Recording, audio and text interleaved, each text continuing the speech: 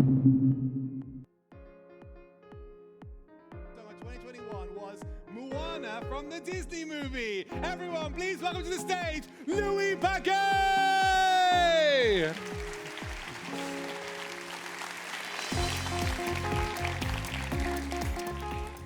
Thank you, everyone. I'm super happy to be here with you guys today. And yes, Moana is my most listened song. I do love animated movies, and today we're going to talk about things that move, like animated movies. But first of all, let me talk a little bit about myself. My name is Louis Paquet, just like we just heard by Peter. I'm from Montreal, I'm a creative director, and I'm working at TUX Creative Co. And I love everything that has to do with motion design. That's really my passion, and I'm excited to share this with you today. I might have a little accent. I'm from Montreal, so I hope everyone understands me. And just to give you a little idea of what I do, I'm going to show you a little reel that I did of some of the projects I did in the last year.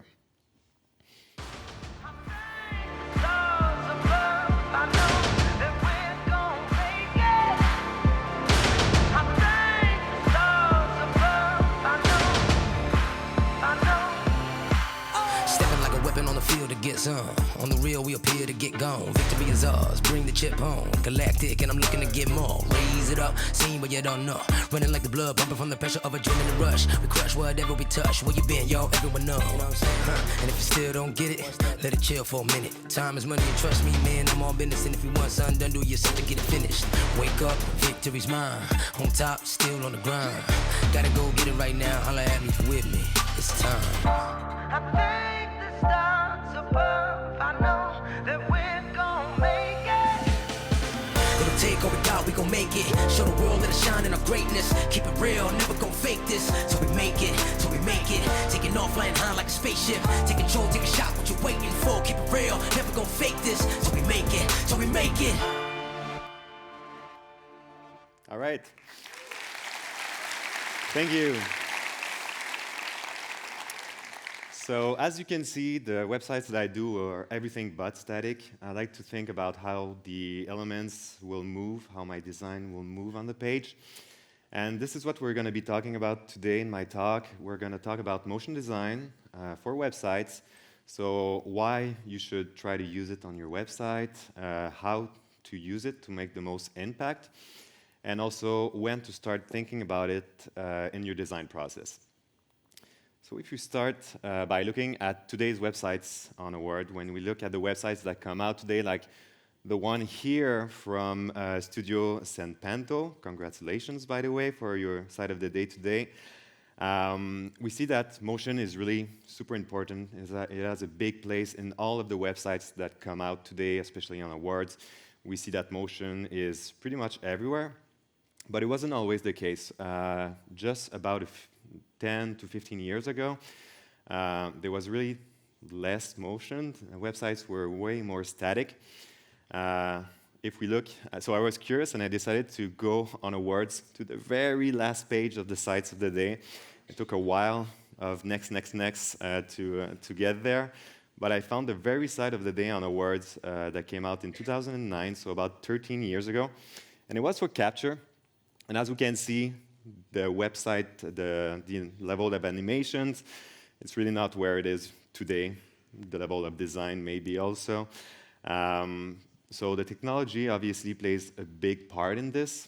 And now that we can, where the technology is, we can pretty much animate everything that we want on a website, which is great, I think, because animated websites look awesome, right? I think we all agree about that. But I do believe that motion, that websites should be more than just, the motion on websites should be more than just cool, it should be more than just trendy, more than just beautiful. It should also serve a purpose. And we should really try to find a way to use motion to really enhance the user experience as much as possible. So let's see how we can do that, how we can use motion to really help the user navigate our website. So motion is a great tool if we want to guide the user, so show them how to use the platform, It's also a great tool to inform the user on what will happen when they click on a particular button or a particular image. And it's great to focus the attention of the user on particular elements. If we start with the first point here, focusing the attention of the user, obviously if an element is moving, just any type of motion, if there's only one element moving, we're all going to look at the same element, right? This one, I guess. Or if someone was to get up right now, I would probably I would see that person right away. Hopefully, nobody just gets up and move. That's good. So the eye of the user is always drawn directly to elements that move, and that's a great tool that we can have as designers, as developers. Use this to really focus the attention of the user on particular elements. Let's see a real example. For the website of It〡Louis, a Montreal-based e-commerce clothing company, on the product detail page that we see here, we have the main call to action that is the Add to Cart button. So right now, the Add to Cart button is not really standing out all that much. It's the same size as the name of the product, the same size as the cart at the top right. So just by adding really a little animation like this, just by making it flash, super simple, the eye of the user is focusing directly on what we want them to see, on the call to action. So we don't need to go all out in animation, really. We can just do slight little things like that, and we will focus the attention of the user on what we want. It can also just be the order in which the elements appear on the page. So let's say every elements appear, and we end with the last button. That can be a good way to focus the attention too.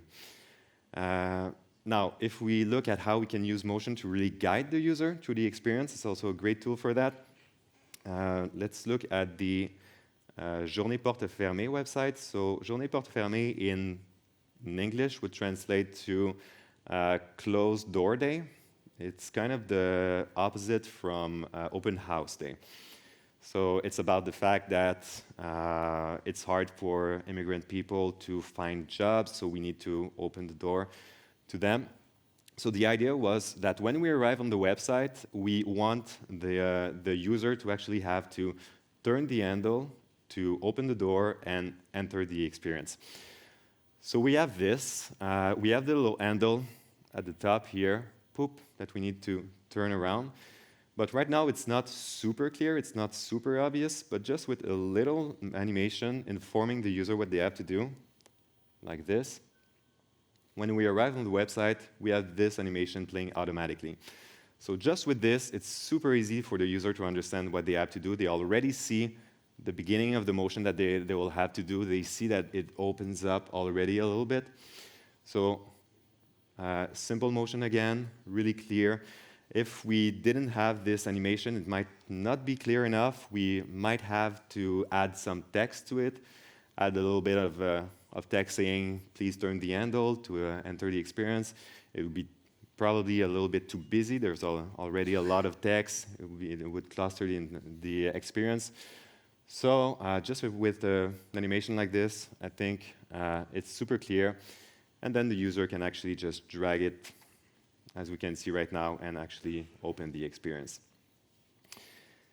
So we've seen how we can focus the attention of the user, how animation can guide the user. Here's another example of how we can inform and guide the user in our experience with the good old slider that we all know. In this example here, the problem is that the user might not know that this is a slider, right? We do have the arrows at the left, but they're a little small. Maybe the user will just think that there are 3 images, nothing more. So how can we use motion to try to fix this? There are multiple ways to do it. Here's one example. We could just make so that as we scroll down the page, when we arrive to the slider, there is a slight animation showing more images to the right. So just with this little animation, we show there is something more to the right, and the user understands that, okay, this is a slider, I can control it. Here's another example of how we could fix it. Maybe it's depending on the position of the cursor. If we have the cursor a little bit to To the right, we show a sneak peek of an image. If we pass the cursor to the left, we show another sneak peek to the left. So again, super easy to understand. One last example, maybe we use the animation to focus the attention on the arrows, so the user can't really miss them. So the arrows follow the cursor vertically. These are all ways that you can use motion to fix the same problem, and they are really infinite ways. So find the right solution for your problem and try to use your imagination. There's really a bunch of ways to do it. Okay, now I seem to be missing a frame. Just a second. What was I supposed to say here? Just a second, I'll remember. Right, preloaders. Oof, I'm happy you guys are laughing. I wasn't sure.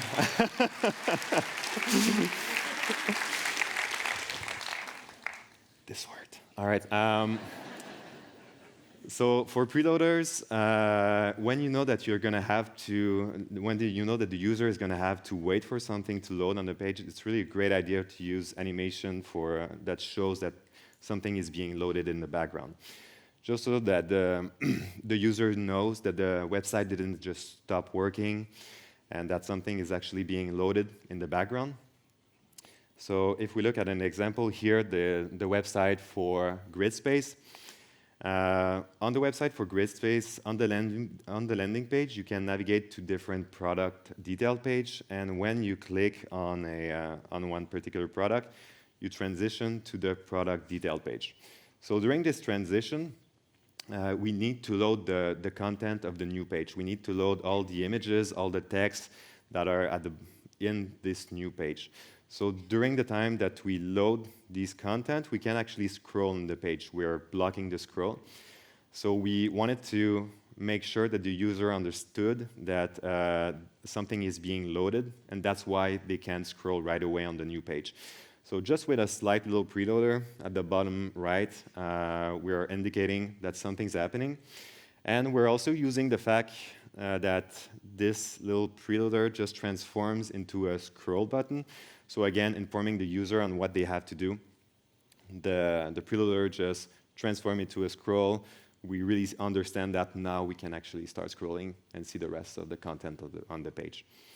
Also, a little detail that's super interesting, I think, is when you do a page transition between, like in this case, the landing page and the project detail page, when you have the same elements on both pages, like in this case, the title and the video in the background, it's always a good idea to try to keep these elements visible on the page during the page transition. So as we can see right now, when we transition to the new page, we just zoom into the video, they move the title and the picture just move to their new position, and then we're in the new page. So this is called visual continuity. And it's a great way to to have maybe a smoother experience, obviously, for the user. It's smoother, it's cooler also, but it's also a great way to inform the user on what they just did. They just clicked on this project, and now they are entering this project, instead of just having the content disappear and reappear again. Let's see it in another example here for the Awwwards website. When we scroll down a page on the Awwwards website here, in the footer of each page, we have a call to action to another page. In this case, we have a call to action to the next article, and we have the title of the next article. So when we click on this article to go to this article page, the title will stay on the page. We're not just going to have all the content disappear and reappear. We have really a nice transition here between the footer and the new page, and now we're at the top of the new page. So this is really interesting to use to really show the user what just happened, and it makes for a way smoother experience also. Another way to use motion, obviously, is to give a lot of personality to your website. It's great to help the user experience, but it's also super important to give personality to your website. It can actually make the user feel something and care about the product. Let's see, for example, if we have on a website a heart icon to like a picture or a comment. We could just have, when we click on it, a small animation where the icon becomes red, it's selected, we understand that we just like the comment, but it's a like comment. Why not give a little bit of love to our animation and make it pop a little bit more? So with just a little bit more animation, a little bit of fun, we really add a lot of personality to it, and we can, really make the user feel something and feel the love. You should also try to adapt your style of animation as much as possible to the personality of the brand. Try to match the personality of the brand as much as possible in all of your motions. Ask yourself if my brand or the brand I'm working for was a human being, right? How would that human walk, dance, move? Would my brand be more of a fun, full, energetic walk? Or would it be more serious and confident? They're both valid options. It really depends on the brand we're talking about. If we look at a concrete example here of this, this is the website for Spire. So Spire is a satellite manufacturer working with cutting-edge technology, so it's really high techy stuff. So obviously, all the design elements of the website are super techy and branded, but the motion is as well. So the way the page transition loads, the way the title appears, it's really bold, futuristic, techy. We also have a bunch of little details that makes it really a super technology. And if we look at another website that's kind of an opposite, we have the website for Coalé here, who is a colorful director and filmmaker in Montreal. For his website, we have something way more bubbly, way more colorful, fun and playful for the page transitions. We have something really rounded, super colorful. We play with the idea of the eyes that follow the cursor. The Contact Us page is really super simple, super impactful, colorful, with the eyes that follow, again, the cursor. So all these animation, these motions that we see here really serve to accentuate the brand of the two different companies in completely different ways. You should also try to adapt the number of animations that you use on your website to the project and its objective. Is it more of a cool experiential website for a new movie, for Moana, for a new music group, or for an NFT? Or is it more of a functional website that needs to be super fast, super snappy, like an e-commerce? I have another example here. So for Afterglow, the Afterglow website, Afterglow is an online store offering intimate and pleasure product for all humans. So we really wanted to create an inclusive experience where all the users feel comfortable navigating, but we also wanted the navigation to be as fast and snappy as possible. The first version that we did of the Afterglow website had a bunch of animations, a bunch of transitions. It had smooth scrolling. It had really fun, crazy transitions. But we ended up removing almost all of these animations to really focus more on the shopping experience, because we noticed that the shopping experience was too slow because of all these animations, and we didn't want the user to have to wait for anything to load. We wanted it to be as fast as possible. So we ended up with something like this that still works really well, but it loads super fast. It's half a second for the website to appear. They don't have to wait. They have access to all the information. We still kept some animations, as you can see, some animations on the landing page, especially on the About Us page. But we tried to keep the entire shopping flow as fast and snappy as possible to make it the best experience for the user. That doesn't mean that we didn't try to have fun with it. We did add a little Easter egg at the top here, the vibe mode. So when we click on the vibe mode, what actually happens is that the entire website starts vibrating. So we have all the pictures, all the big titles, even some vibrators coming in the way. So it's a great way to add personality, as you can see, but in this case, without hindering the user experience, right? Since it's just an add-on, the user can just decide to activate it or not. They can decide to live the full vibe experience or just the regular experience. And it's also great to enhance the personality of the brand and make sure that the user remembers their experience and maybe talks about it a little bit. At the other extreme of e-commerce websites, we have the editorial new website. So editorial new is a typeface by Pangram Foundry. And it's really more of a niche audience that will go on this site to buy the font. It's more or less you guys, you folks, who are going to go, designers, developers, try to find the font to use in your projects. So the purpose was to really show how to use the font in different situations to really inspire the user to want to buy this font. So we really could go more all out in terms of animation. In this case, because we're talking to a public that understands this and wants to get inspired. So the context here for the font Editorial New is that, like its name entails, it's a font based on editorial use. It's inspired of journals, newspapers, and old Macintosh ads.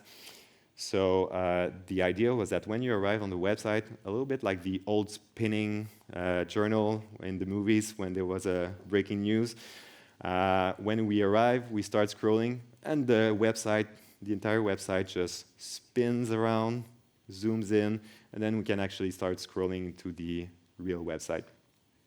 So really fun here, a bunch of different interactions, animation to really show how the font is used. But a word of advice, try not to overdo it with the animation. I know that it's cool to use a bunch of animation, but it can get a little bit overwhelming if we put too many useless animations on a website. Some user might feel overwhelmed by everything that appears, and it might hinder the experience for them. They might even get headaches if too many things are moving. So try to think about that. And I have almost no time left, so I'm going to go quick through these frames here. But when should you start thinking about implementing motion in your design process? When I started designing, I used to really focus all of my energy on choosing the right typography, choosing the right color, the right pictures, the right illustrations, creating the right layout. And I was thinking of motion just at the end, really more like an afterthought. But it's way better and way stronger, more powerful to use motion from the start to help with your overall concept of a website. It should really be part of the process from the start as you're designing. It's not a linear process. You should really try to think about motion as you're even making your first sketches. So this is an example here of a few sketches for an interaction idea. And it ended up looking something like this. So it's for the website for an app called Sophia. That helps human resources make sense of all of their cases, open cases that they have. It can be complicated with all these cases to make sense out of them. So the idea was based on this, and when we arrive on the website, we have a bunch of cases crowding the space, and then they reposition themselves at the bottom, super clear. So it explains what the app does, and it's really by the use of motion that we understand what the app does. So in this case, the motion really influenced the entire design of the website. And in this case here, this is actually a prototype done in Figma. So I also it's just a screen capture, so I also try to animate my design as I'm designing them on Figma. So I usually have a screen where I design, a screen next to it where I have my animated prototype, so I can test my design as I'm designing them, test my animation right away. So that's also a good idea, because if you have a cool idea, you test it out, it doesn't work, you can change right away. You don't have to wait till the development phase to do so. And you can test, a bunch of different effects directly in Figma. And for more complex animation, I like to bring it to After Effects. I usually do an animation, a motion animation for all of my new projects, all my art directions for websites, especially for a more complex animation where I have videos, for example, this one here. And the reason why I think that creating these animated prototypes and animation in After Effects is important is that for me as a designer, it really helps me quickly test my design ideas. It's also great to help present to the client when the client sees the website actually moving instead of being completely static. When you do the client presentation, they have a way better understanding of what the final product will look like. And it's also great when you try to explain to the developers what you envision in terms of animations and what your intentions are. So we've seen when you should try to think about motion in the design process at the very beginning. This is just a small recap because we don't have any more time left. We saw how motion can be adapted to really match the personality of the brand. And finally, we saw why we should use motion to try to guide and inform the user. So finally, I would just like to say, have fun with it. Even if you have a cool concept idea, a cool animation idea that doesn't serve any UX purpose, that's okay, that's fine. Design should be fun, animation should be fun, and we still need those crazy animated websites on Awwwards to inspire us every day. Thank you, that's all my time.